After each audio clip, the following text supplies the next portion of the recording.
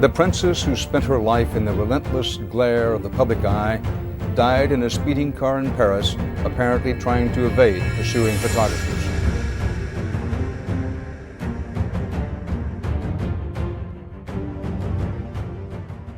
The world watched in stunned silence as Queen Camilla entered the royal courts of justice in London, a moment that many thought impossible just weeks earlier. The investigation into Princess Diana's death, officially closed years ago, had been dramatically reopened following the discovery of new evidence that sent shockwaves through the British establishment. Now, in an unprecedented move, the Queen Consort herself was appearing before the special tribunal to address allegations that had haunted the royal family for decades. What would she reveal about that fateful night in Paris? The truth, it seems, was more complex and haunting than anyone had imagined. The shocking court appearance. The courtroom fell silent as Queen Camilla, dressed in somber navy blue rather than her usual royal attire, was sworn in. Gone was the regal confidence that had defined her public appearances since becoming Queen Consort. In its place was a woman who appeared to have aged years in mere weeks, her hands visibly trembling as she took her seat in the witness box. Judge Richard Harrington, specially appointed to lead this extraordinary inquiry, reminded the court that even royalty would be held to the same standards of honesty as any other witness. "Your Majesty," he began, his voice echoing through the hushed courtroom, "you have requested this appearance to address certain matters regarding the death of Diana, Princess of Wales. You may proceed." Camilla nodded, took a deep breath, and leaned toward the microphone. "Thank you, Your Honor.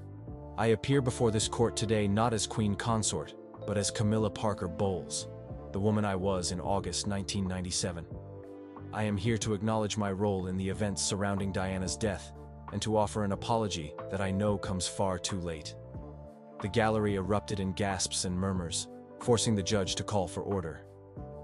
The world watching on live feeds across the globe collectively held its breath. After decades of speculation, conspiracy theories, and official denials, was the truth about Diana's death finally going to be revealed? The confession begins. "I want to be clear," Camilla continued once order was restored, "that neither I nor Charles, His Majesty the King, ordered or planned Diana's death. That allegation, which has circulated for years, is categorically false." She paused, taking a sip of water, her hand still shaking. "However, I bear responsibility in ways that have never been acknowledged publicly, and which the previous investigations either missed or deliberately overlooked." According to Camilla's testimony, in the summer of 1997, she had become increasingly concerned about Diana's relationship with Dodi Fayed, and particularly about her plans to spend time with him in Paris. "It wasn't jealousy as many have suggested," she insisted. "It was fear about what she might reveal during this new relationship. Diana had always been unpredictable, and she knew things about the royal family, about Charles, about me, about arrangements that were made, that could have been devastating if made public." Camilla then described how she had reached out through intermediaries to several people who had been responsible for monitoring Diana's activities. "Not to harm her," she emphasized, "but to ensure we had advance warning of any potentially damaging revelations." The fatal chain of events. What followed in Camilla's testimony was a detailed account of how these seemingly routine surveillance measures spiraled into tragedy. According to her testimony, she had contacted a former security officer with connections to both British and French intelligence who had previously helped manage sensitive information related to the royal family. "I asked him to ensure that we knew who Diana was meeting with in Paris and what she was discussing," Camilla stated. "Standard monitoring, nothing more. But I learned later that this individual took more extensive measures than I had authorized." Camilla described how this security contact had recruited Henri Paul, the deputy head of security at the Ritz Hotel in Paris, to report on Diana's movements and conversations. Paul, who would later drive the car in the fatal crash, had apparently been pressured into cooperating through references to his history of accepting payments for information about hotel guests. "What I did not know at the time," Camilla continued, her voice breaking, "was that this operative had also suggested to Mr. Paul that it would be helpful if Diana and Dodi could be encouraged to leave the hotel through the rear entrance to avoid paparazzi, and to drive at a speed that would make photography difficult." The court sat in stunned silence as Camilla acknowledged that while there was no order to cause harm, her actions had set in motion the chain of events that led to the fatal crash.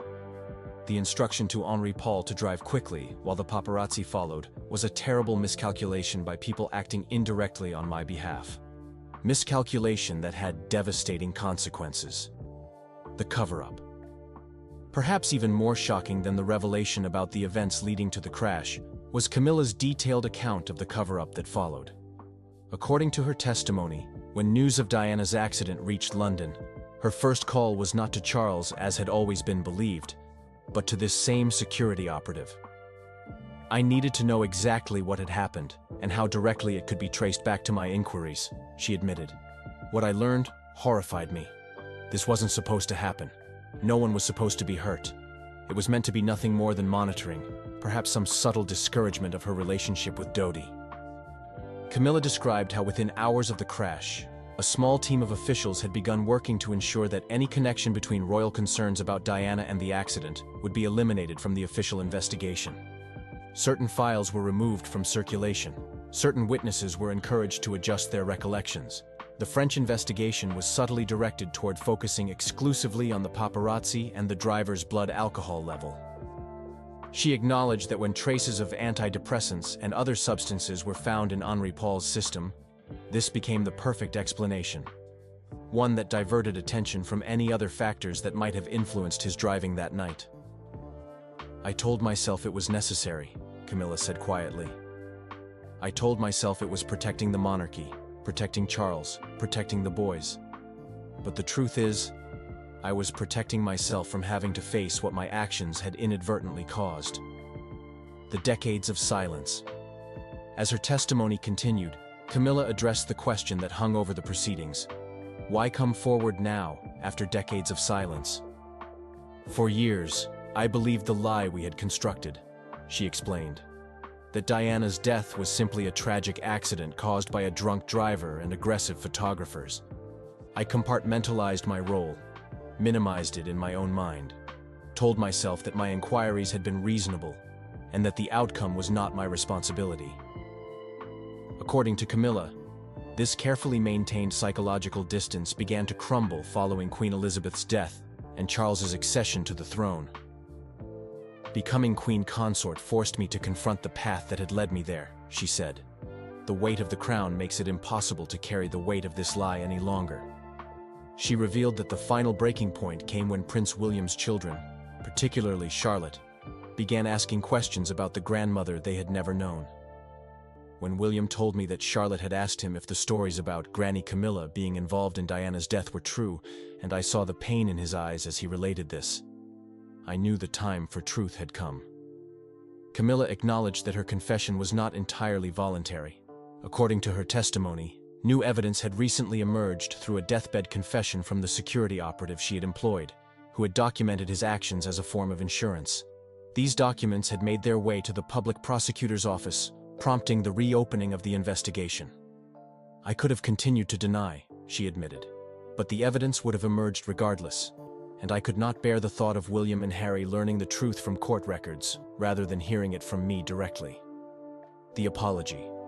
The most powerful moment of the testimony came when Camilla directly addressed William and Harry, who were not present in the courtroom, but who she knew would be watching. To William and Harry, I know that no apology can ever be sufficient. Your mother should have been at your weddings. She should know her grandchildren. She should have lived the life that was ahead of her. While I did not intend her harm, my actions contributed to creating the circumstances in which she was harmed. For that, I am profoundly, unforgivably sorry. Turning back to the judge, Camilla concluded, I accept whatever legal consequences this court determines appropriate for my role in these events and the subsequent concealment of the truth. I do not ask for forgiveness, as I'm not sure that would be possible. I ask only to finally tell the truth, for Diana's memory and for her sons. As she finished speaking, the courtroom remained in stunned silence. The woman who had become Queen Consort of the United Kingdom had just implicated herself in events leading to Princess Diana's death, and in the decades-long cover-up that followed. The constitutional implications were enormous, and the personal tragedy had been laid bare in a way few had thought possible. The aftermath. As the court adjourned to consider the extraordinary testimony, legal experts began debating the potential consequences. While Camilla had not admitted to intentionally causing harm, her acknowledgement of initiating surveillance that led to the fatal crash and her role in concealing evidence could potentially result in criminal charges ranging from conspiracy to pervert the course of justice to involuntary manslaughter. The immediate constitutional crisis was unprecedented. King Charles, who had reportedly been aware of Camilla's intention to testify but not the full extent of what she would reveal, was facing calls to address the nation. Palace sources described him as devastated by the revelations, but supportive of the truth finally being acknowledged. Prince William and Prince Harry, despite years of strained relations, were said to have spoken by phone shortly after the testimony concluded. No statement was immediately forthcoming, but sources close to both princes indicated they were processing the revelations with support from their respective families. Public reaction was explosive, with crowds gathering outside Buckingham Palace, some demanding Charles's abdication, others simply laying flowers in Diana's memory.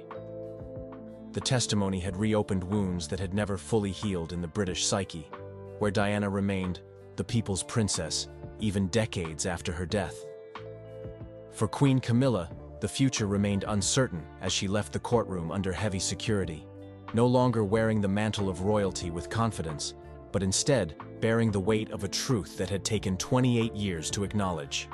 Whether this confession would bring closure or create a new chapter of turmoil for the monarchy remained to be seen. What was clear was that the fairy tale narrative of royal succession had been permanently altered by the queen who finally chose truth over the throne. Great news here, where the big headline is, of course, that the royal baby is on the way. Prince William and Kate.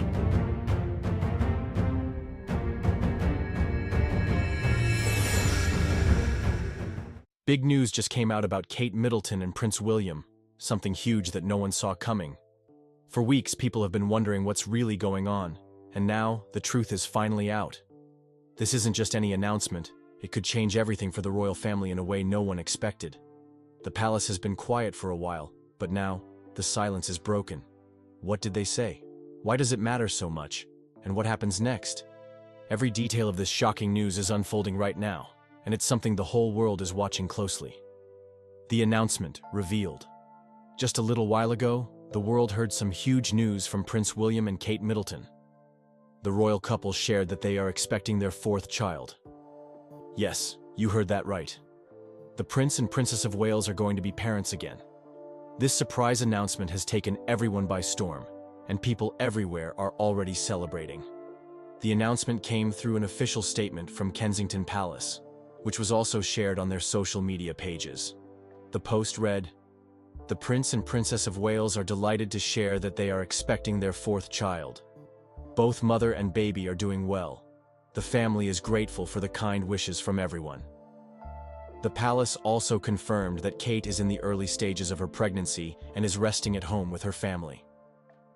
Royal fans from around the world are now wondering when the baby is due, whether it will be a boy or girl, and what name they will choose. The buzz is real, and the excitement is growing every minute. The context behind the announcement. Many people are now asking, why now? What made them decide to share this news today? And honestly, the timing of this announcement is very interesting. For the past few months, there's been a lot of talk and worry about Kate's health. She had been away from public events for a while, and fans were wondering if everything was okay. Now, it all makes sense. Kate was likely resting and taking care of herself because of the pregnancy. Sharing the news today clears up all those questions and rumors. It also lets everyone know that she is fine, and there's a beautiful reason behind her absence. Also, this announcement comes right after a few major royal events. Recently, Prince William took on more duties on behalf of King Charles, who has also been dealing with health concerns. So, this news brings a bit of joy and light to the royal family during a serious time. If we look a little deeper, there may be a special reason behind choosing this particular time to share the news. Kate and William made the announcement right after Mother's Day celebrations in the UK. It feels like a beautiful way to honor motherhood and new beginnings. It's also springtime, a season that stands for new life, hope, and fresh starts. Maybe this was their way of spreading some positivity when the world really needs it. There's something sweet about the way they made this announcement. They didn't do a big press conference or call reporters. They chose to keep it simple and personal. By sharing it on social media and through the palace, they made sure the message came directly from them to the people. It shows how connected William and Kate are to the modern world, where millions of people wake up and check the news on their phones first thing in the morning. What this means for the royal family. Now, let's talk about what this means for the royal family. A new royal baby is always big news, but this one feels extra special. Why? Because it adds a new chapter to the future of the British monarchy. With Prince William being the next in line to the throne after his father, King Charles, every child he has becomes part of the future royal story. This new baby will be fifth in line to the throne, right after their big brothers and sister, Prince George, Princess Charlotte, and Prince Louis. Even though this baby might not be the next king or queen, they will still grow up as a major part of the royal family. Some royal experts are already saying that this baby will bring a fresh wave of love and attention to the monarchy. In recent years, the royal family has faced a lot of challenges: scandals, family rifts, and health worries. But babies always have a way of bringing everyone back together. A royal birth is something everyone, young and old, can celebrate. This also shows that Kate and William are fully embracing their role as the future king and queen. They're not just sitting back and waiting for their turn. They're building a strong, loving family that will support the crown in the years to come. Every time they step out with their children, they show the world that the monarchy is not just about duty. It's about family, love, and values. Kate, in particular, has always been known as the people's princess of this generation. She is loved for being graceful, kind, and down-to-earth. Her decision to have a fourth child at a time when the world is going through so much shows her strength and her belief in family. People look up to her, and this news will only make her even more loved. For Prince William, this is also a proud moment.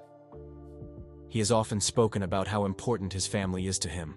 He lost his mother, Princess Diana, at a young age, and has always made it clear that being a good father is his #1 job. This new baby gives him one more reason to smile, and one more child to love and protect. The royal family will surely rally around Kate and William during this time. We can expect to see more of King Charles showing support, and even Prince Harry and Meghan Markle might reach out with their congratulations. After all, a new baby has the power to heal wounds and bring families closer, no matter how far apart they may seem. There's also talk that this new baby could change how royal duties are shared in the future. As Kate focuses on her health and the new baby, Prince William might take on even more public work. This could also open doors for younger royals, like Princess Beatrice and Princess Eugenie, to step in and help with royal events. No matter what happens next, one thing is for sure: the world will be watching. Every tiny detail, from Kate's baby bump to the baby's first photos, will be loved and talked about by millions. This child will grow up in the spotlight, just like their siblings, but also with the love and protection of a family that has learned from its past. The excitement is real. The love is pouring in. And once again, the world is reminded why the royal family holds such a special place in so many hearts. Whether you're a fan of the royals or not, you can't help but smile at the thought of a new baby bringing joy, hope, and a fresh beginning. Make sure to stay updated because this story is far from over. If you found this video interesting, don't forget to like, subscribe, and turn on notifications so you never miss an update.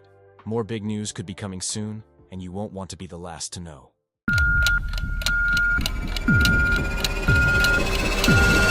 Buckingham Palace, which has announced that the King has been diagnosed with cancer. Can't mimic voices for love or money. I'm completely hopeless at it. I was the only one, so I think she carved her own role. Dark clouds have gathered over the royal family. Queen Camilla, always strong in front of the world, has been seen breaking down in tears after receiving shocking news. A life sentence that changes everything. The palace halls, once filled with power and control, now feel heavy with fear and uncertainty.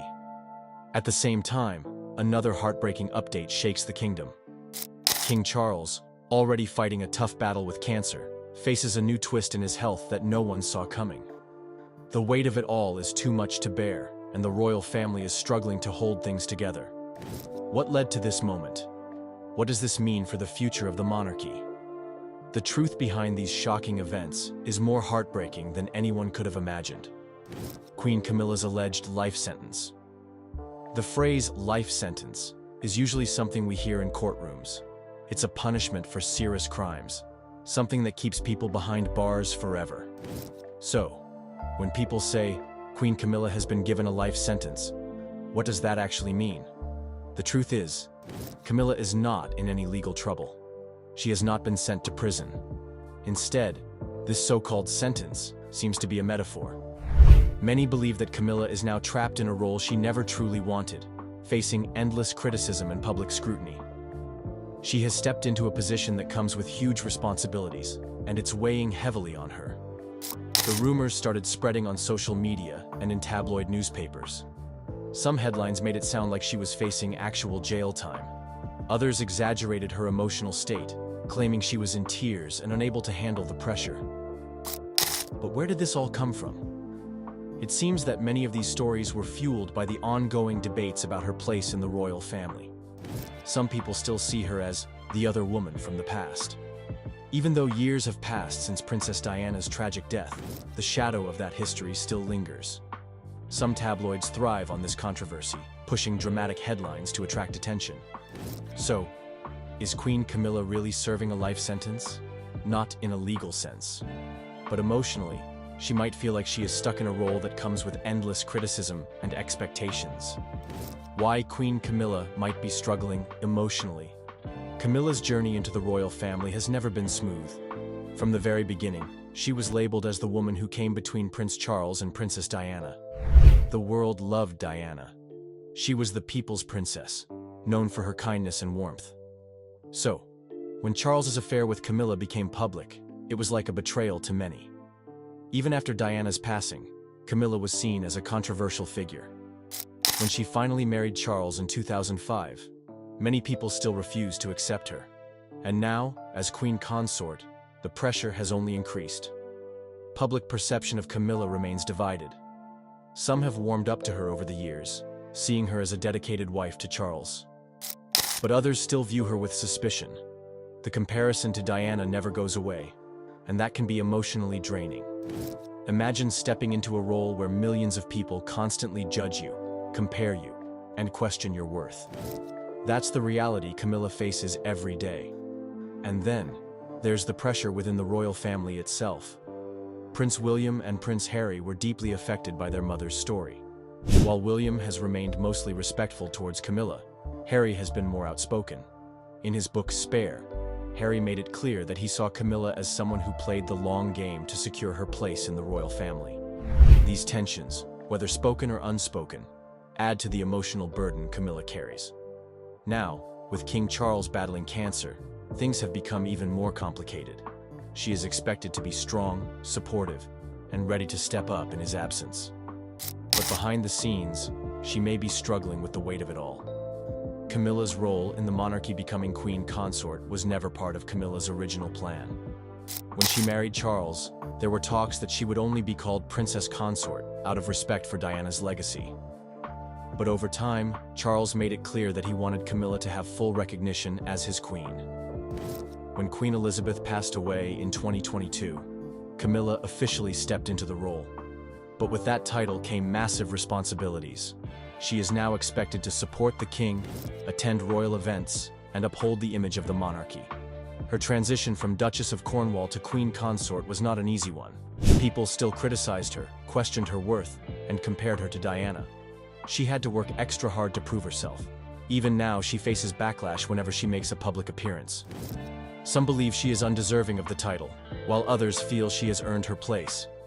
The question remains, does she feel trapped in this role? Some insiders suggest that Camilla never truly wanted this level of attention. She was comfortable staying in the background, but now, with Charles's health crisis, she is being pushed into a more central position. And with every move she makes, the world is watching.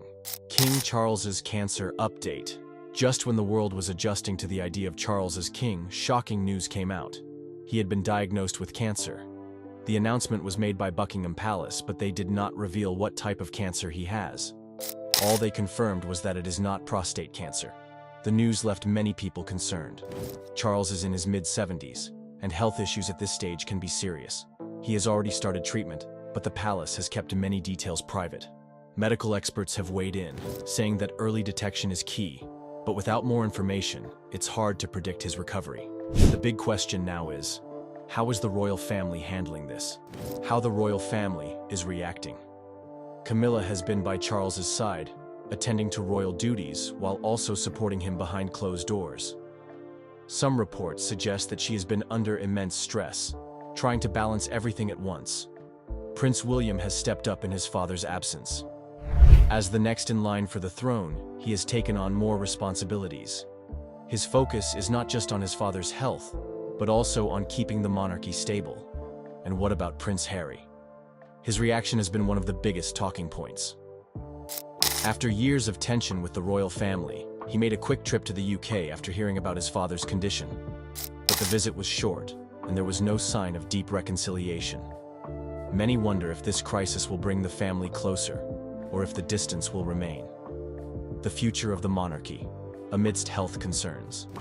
If King Charles's health worsens, what happens next? The answer is clear. Prince William is next in line, but is he ready? Many believe he has been preparing for this role his entire life. He is respected, responsible, and has the public's support. But stepping into the role of king is not easy, and with his father's illness, he may have to take on more leadership sooner than expected. The monarchy itself is at a crossroads. Public opinion about the royal family is changing. Some people still love and support them, while others question whether the monarchy should continue at all. Charles' illness and Camilla's struggles only add to the uncertainty. For now, the world watches and waits. Will Charles recover? Will Camilla find strength in her role? And will this crisis bring the family together or tear them apart? The royal family is facing one of its darkest moments, and the future has never felt more uncertain.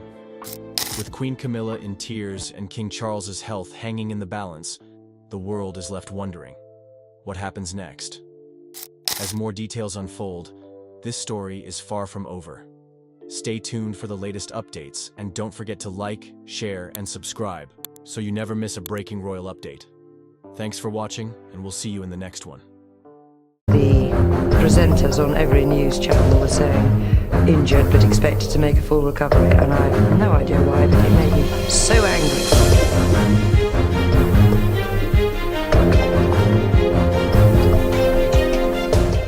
She stood there, shaking, her face twisted in disbelief. The courtroom was silent, too silent, except for the judge's final words, guilty. A gasp rippled through the crowd. Sarah Spencer, Princess Diana's sister, had just been sentenced for a crime no one thought possible, her own sister's murder. For years, conspiracy theories swirled around Diana's tragic death, but no one saw this coming. Sarah, once a quiet figure in the background, was now at the center of the most shocking twist in royal history.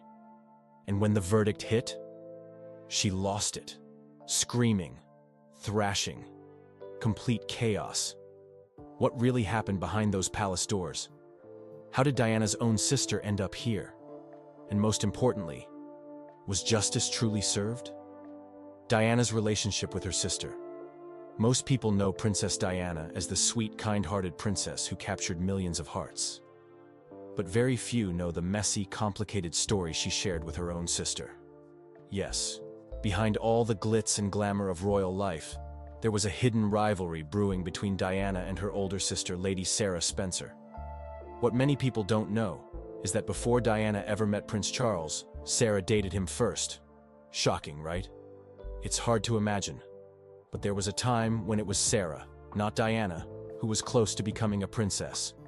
They say Sarah and Charles met at a royal gathering, and for a short while, they dated. Sarah was charming, bold, and very sure of herself. Some people even thought she was perfect for Charles. But things didn't work out, and the relationship ended. Still, it left a mark, because Sarah was the one who later introduced Diana to Charles. And that, some say, was where the trouble really began. At first, everything looked normal. Diana was young, shy, and had never been in the royal spotlight. Sarah, being the older sister, probably felt protective. But the moment Charles turned his attention to Diana, things started to change. Suddenly, it was Diana attending royal events. It was Diana everyone wanted to talk to. And it was Diana's face on every newspaper. Can you imagine how that must have felt for Sarah? Watching your younger sister slip into the life you once dreamed of? The same man you once dated is now marrying your sister. The same family you wanted to be part of is now calling her princess. It wasn't just about love anymore. It was about losing the spotlight, losing the dream. Over time, the gap between the two sisters grew wider.